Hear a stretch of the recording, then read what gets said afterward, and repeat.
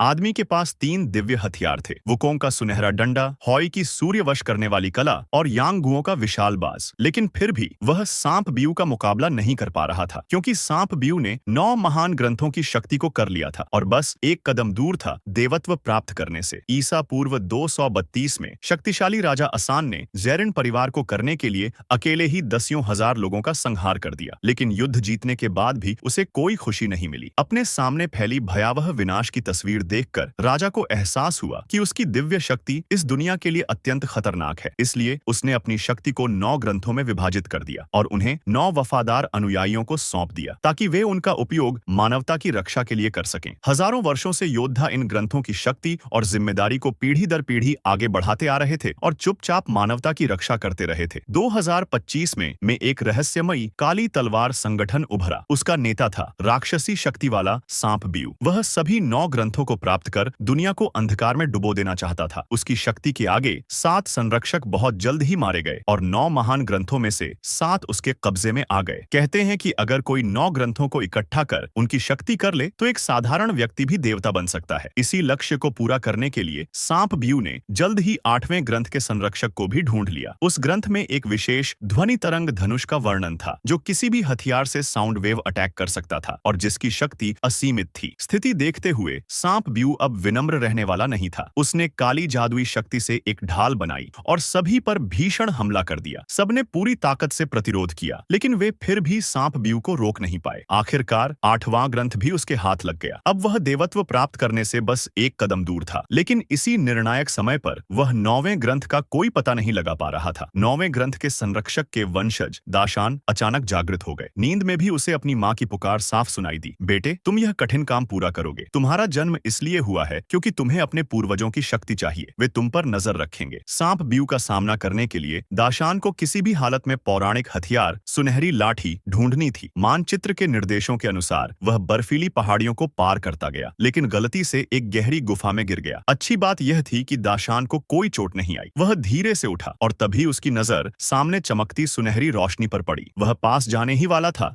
कि अचानक उसके पैरों के पास जमी बर्फ हिलने लगी, मानो कोई चमत्कार हो रहा हो।